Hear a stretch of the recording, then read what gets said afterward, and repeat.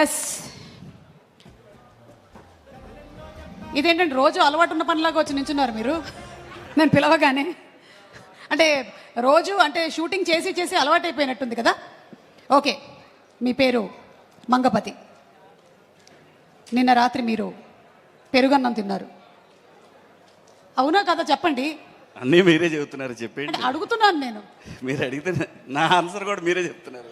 Okay, ఈరోజు మీరు 9:30కి flight ఎక్కడానికి వెళ్ళిపోతున్నారు, కరెక్టా? రాంగ్, 9 గంటలకే. అరగంట ముందు వెళ్తున్నారు, అంతే కదా? అరగంట టైంకి వెళ్తున్నా. మంగపతి గారు, నేను అడిగినటువంటి ప్రశ్నకి సూటిగా సమాధానం చెప్పండి. మీ మీద ఒక కేసు నమోదైంది. ప్రియదర్శి మీ మీద ఒక కేసు వేద్దాం అనుకుంటున్నాడు. దర్శి కూడా ఈ సంగతి తెలుసో లేదో తెలియదు, కానీ ఈ సినిమాలో హీరో ప్రియదర్శినో హర్ష్ రోషనో కాదు, మంగపతి అనేటువంటి నేను అని మీరు అంటున్నారు అని ఒక అపవాదు. ఇది ఎంతవరకు నిజం? 14th మీకే తెలుస్తుంది. అంటే మీరు చెప్పకనే చెప్తున్నారా మీరే ఇందులో హీరో అని? ఈ సినిమాకి హీరో నాని గారండి, గుర్తుపెట్టుకోండి. ఈ సినిమాకి ప్రొడ్యూసర్ కదా నాని గారు, హీరో ఎలా అయ్యారు? ఆల్రెడీ ఆయన హిట్ ప్యారడైజ్ చేస్తున్నారు. మీరు మేము అడిగినటువంటి ప్రశ్నలకు సూటిగా సమాధానం చెప్పడం లేదు. మంగపతి గారు, నాకు ఎప్పుడు అడ్డదిడ్డంగా మాట్లాడటం రాదు, స్ట్రైట్ గా మాట్లాడితే నాకు వచ్చు. అర్థమైంది. మీరు కొంచెం గ్యాప్ ఇస్తే నేను ఏదో మాట్లాడి వెళ్ళిపోతా. లేదు, మీరు మాట్లాడాలంటే సెంటర్ స్టేజ్కి వెళ్ళాలి. ఇక్కడ మాత్రం మేము అడిగిన ప్రశ్నలకి మాత్రమే సమాధానం చెప్పాలి. థ్యాంక్ యూ నా మంగపతి గారు. ఓకే, రండి రండి. శివాజీ గారు, ఎస్ చెప్పండి. సో కంగ్రాచులేషన్స్ అండి, సూపర్ క్యారెక్టర్ పోర్ట్రే చేశారు. మీ వల్లే కొన్ని సెక్షన్స్ జనాలకి తెలియబోతున్నాయని అర్థమవుతుంది మాకు. మీరేం చెప్పాలనుకుంటున్నారు? అందరికీ నమస్కారం అండి. ఈ సందర్భంగా నేను మీకు ఒక ముఖ్యమైన విషయం చెప్పాలి. నా లైఫ్లో బూచమ్మ బూచోడు అనేది ఒక 13 years బ్యాక్ నేను చేసిన సినిమా. అదే ఆ సినిమా తర్వాత అది డీసెంట్గా నడిచిన సినిమా. ఆ సినిమా తర్వాత గ్యాప్ తీసుకున్న లేదు, తీసుకోవాలని లేదు, తీసుకొని వెళ్ళింది లేదు. ఎందుకో అలా బయటకు వెళ్ళిపోయాను. ఆంధ్రప్రదేశ్ సమాజం ఏదో తెలియని ఒక అంటే నా మనసుకు దగ్గరగా ఉండే కొన్ని విషయాల మీద నాకు అమితమైన ప్రేమ ఉండి నేను పక్కకి వెళ్ళిపోయాను. 13 సంవత్సరాల తర్వాత నేను మళ్ళీ వెండితెర మీద ఫస్ట్ సినిమా నాకు అవకాశం ఇచ్చింది నాని గారు. ఇది ఆయనకి తెలియదు, కానీ నాకు మాత్రమే తెలుసు. అంటే డబ్బుల కోసం అయితే నేను ఎప్పుడూ చేసేవాడిని అండి, చాలా సినిమాలు చేసేవాడిని, చాలామంది దగ్గరికి వెళ్ళేవాడిని. నేను వెళ్ళి అడిగితే నాకు అవకాశాలు ఇచ్చేవాళ్ళు కూడా ఉన్నారు. కానీ నేను ఈ పరిశ్రమకు వచ్చిన తర్వాత ప్రతి అవకాశం నా దగ్గరకు వచ్చింది. అది నా అదృష్టం. సో అలాగే ప్రయత్నం చేద్దాం అనుకుని సొంతగా ఓ సినిమా స్టార్ట్ చేద్దాం అనుకున్నా కూడా ప్రకృతి నాకు సహకరించలా. కానీ మళ్ళీ సినిమానే పిలిచి ఇదిగోరా ఇది నువ్వు చెయ్యాలి అని చెప్పి ఒక 40-50 స్క్రిప్ట్లు, మోర్ దాన్ 40-50 అండి, ఒక 60 స్క్రిప్ట్లు ఆఫ్టర్ ఈ వెబ్ సిరీస్, ఈ బిగ్ బాస్ నుంచి వచ్చిన తర్వాత నేను విన్నాను. అందులో నాకు మొట్టమొదటిగా బాగా నచ్చింది Mangapathi character. That A artist అయినా కూడా ఒక గ్యాప్ వచ్చిన తర్వాత ఒక మంచి బ్యానర్లో ఒక మంచి సినిమాలో రావాలని కోరుకుంటాడు.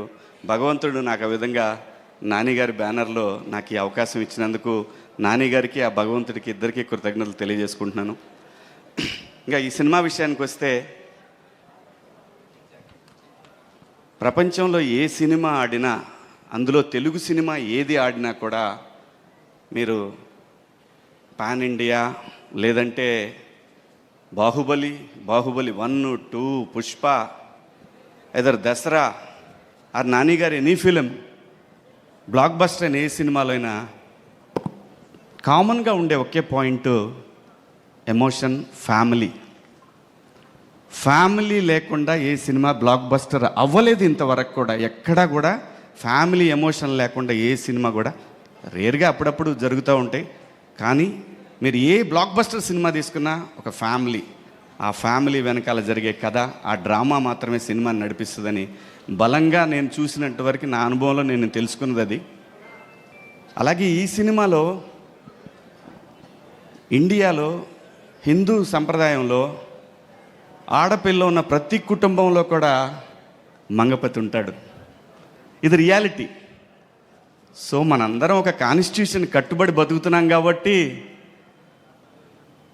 సో దానికి లోబడి ఉండాలి కాబట్టి కేసులు గట్రా ఉంటాయి కాబట్టి దాన్ని కూడా క్రాస్ చేసి దానికంటే కూడా మా ఫ్యామిలీలో ఉన్న ఆడపిల్ల అని అనుకొని పరిధులు దాటినటువంటి ఒక క్యారెక్టరు మంగపతి. ఈ క్యారెక్టర్ ఇప్పుడు మీకు నార్మల్గా కనిపించవచ్చు, లేదంటే నాని గారు ఎలా ఇచ్చారో నాకు తెలీదు, కానీ అది నాకు చాలా పెద్ద పేరు తీసుకురాబోతుందని బలంగా నమ్ముతున్నాను. ఈ క్యారెక్టర్లో నేనే కాదండి, ఈ సినిమాలో ఏ క్యారెక్టర్ లేకపోయినా కూడా సినిమా ఆడదు. అంత అద్భుతంగా డిజైన్ చేశాడు డైరెక్టర్. అలాగే దాన్ని యాక్సెప్ట్ చేసిన నాని గారు, నిజంగా నాని గారి బ్యానర్ మనస్ఫూర్తిగా నేను ఓ సూపర్ గుడ్ ఫిలిమ్స్ లాగా కొత్త డైరెక్టర్లకి చాలామందికి పిలిచి చౌదరి గారు స్క్రిప్ట్ విని ఆ డైరెక్టర్ మీద వదిలేశారు. అలాగే ఈ సినిమాకి కూడా చూశాను నేను, ఎందుకంటే నేను ప్రొడక్షన్ చేస్తాను. చూసినప్పుడు నాకు అనిపించింది, ఒక డైరెక్టర్ మీద నమ్మకంతో ఒక టీంకి అప్పచెప్పేసి అసలు ఆయన ఎక్కడా చూడలేదు నేను నాని గారిని. సో నేను అది ఆర్బి చౌదరి గారి కాంపౌండ్లో చూశాను. ఒక డైరెక్టర్ మీద నమ్మాడు అంటే నమ్మి ఇచ్చేసిన తర్వాత ఇంకా దాంట్లో ఎటువంటి వేలు పెట్టకుండా సినిమాని అలా అలవకగా కంప్లీట్ చేశారు ఈ సినిమా. దాంట్లో దీప్తి గారి సపోర్ట్ కూడా చాలా ఉంది ఈ సినిమాకి. దీప్తి గారు మరి బ్రదర్ కోసం అని కాకపోయినా సినిమా మీద ప్యాషన్ తోటి సినిమాకి వర్క్ చేశారు ఆవిడ కూడా. అలాగే ప్రొడ్యూసర్ గారు ఎప్పుడు రాలేదు సెట్కి, అసలు ఎప్పుడు నేను చూడలేదు ఆవిడని, మేడంని. సో చాలా మంచి సినిమా అండి, చాలా మంచి సినిమా. అందరూ ఎంత బాగా చేశారంటే వాళ్ళిద్దరిని చూస్తే నాకు ఆ ఫ్రెష్ లవ్, మనం కూడా ఒకసారి వెనక్కి భగవంతుడు అవకాశం ఇస్తే వెనక్కి వెళ్ళి ఒక లవ్ స్టోరీ క్రియేట్ చేయాలి, మనమే పర్సనల్ లైఫ్లో ఒక లవ్ స్టోరీ ఉంటే బాగుంటుంది అని అనిపించేంత బాగుంది వాళ్ళ లవ్ స్టోరీ. నాకు కథ చెప్పినప్పుడు కూడా నేను ఇవన్నీ లవ్ స్టోరీ కదా, ఇది కోర్ట్ ఏంటి అని అన్నా నేను. నాకు అంత నచ్చింది వాళ్ళిద్దరి క్యారెక్టర్లు. అలాగే ప్రతి ఒక్క క్యారెక్టర్ కూడా అంత బాగా డిజైన్ చేశాడు దర్శి. తనది ఒక డిఫరెంట్ టైమింగ్ అనమాట దర్శిది. ఎంటరా తను స్లోగా చేస్తాడు ఇంతే మాట్లాడ్డా అంటే స్క్రీన్ మీద చూసినా నాకు అర్థమైంది, ఓకే తనదొక స్టైల్ చాలా బాగుంది. అందరూ ప్రతి ఒక్క పాత్రని అద్భుతంగా చేశారు ఈ సినిమాలో. స్క్రీన్ మీద కాకుండా బ్యాక్గ్రౌండ్ హీరోస్ అంటే first Dinesh, second music director. వీళ్ళిద్దరి సహకారంతో ముందుకు నడిపే డైరెక్టర్. వీళ్ళ ముగ్గురు ఈ సినిమాకి పెద్ద ఎసెట్ అండి, నమ్మండి. ప్రతి సీను కూడా ఎంత బాగా తీశారంటే ఈ మధ్యకాలం, అంటే నేను చేసింది ఫస్ట్ సినిమాలండి ఈ మధ్యకాలంలో అని కాదు, నాకు కొత్తగా అనిపించింది. నేను అప్పుడే ఫస్ట్ టైం సినిమా చేస్తున్నాను అంత బాగా అనిపించింది. నేను క్యారవాన్ దిగానంటే మళ్ళీ నేను ఎప్పుడు వెళ్ళలేదు, అక్కడే ఉండి చూశాను నేను వీళ్ళు ఎలా తీస్తున్నారు. మళ్ళీ మనం చేసినప్పటికి ఇప్పటికైనా డిఫరెన్స్ ఉందా అంటే డెఫినెట్గా. నేను మిస్సమ్మ సినిమా తీసేటప్పుడు అలా తీసాడు డైరెక్టర్, మొత్తం చుట్టూ తీసేవాడు. ఏంటంటే ఇది ఒకసారి అయిపోయింది కదా ఎదురుగా పెడితే కెమెరా, అంత బాగా తీశాడు. నిజంగా నాకు మిస్సమ్మ మేకింగ్ అప్పుడు ఎలాగైతే నేను ఎంజాయ్ చేస్తూ చేశానో అలాగే ఈ సినిమా మేకింగ్ చూసి చాలా హ్యాపీగా అనిపించింది. దినేష్ గారు ప్రతి ఒక్కళ్ళని కూడా, కెమెరామెన్ దినేష్ గారు ప్రతి ఒక్కళ్ళని కూడా చాలా చాలా అందంగా చూపించారు. అది విలన్ను కూడా అందంగానే చూపించాడు అనిపించింది నాకు. నేను అందంగానే ఉంటాను అనిపిస్తలేండి, అంత బాగా తీశారు. అందరూ కూడా చాలా బాగా చేశారు. నాని గారు thank you so much, love you. ఎందుకంటే నాకు సినిమా ప్రొడక్షన్ చేయాలి చాలా కోరిక, అందరి వల్ల కాదు, అది కొందరికే వర్కౌట్ అవుద్ది.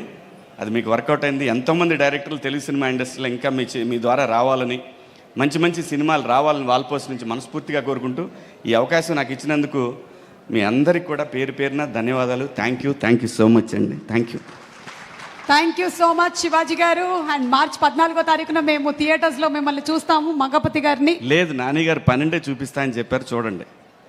అవునా? మీరు అన్ని లేట్గా తెలుసుకున్నారు. 12వ తారీఖునే. Okay, thank you so much. 9 గంటలకి ఫ్లైట్. నేను వెళ్తున్నాను, ఏమనుకోవద్దు. Thank you so much. Jagadish, all the best. వెళ్ళే ముందు మైక్ ఇచ్చేసి వెళ్ళిపోతే బాగుండేది. ఓకే, సో అలాగే ఈ సినిమాలో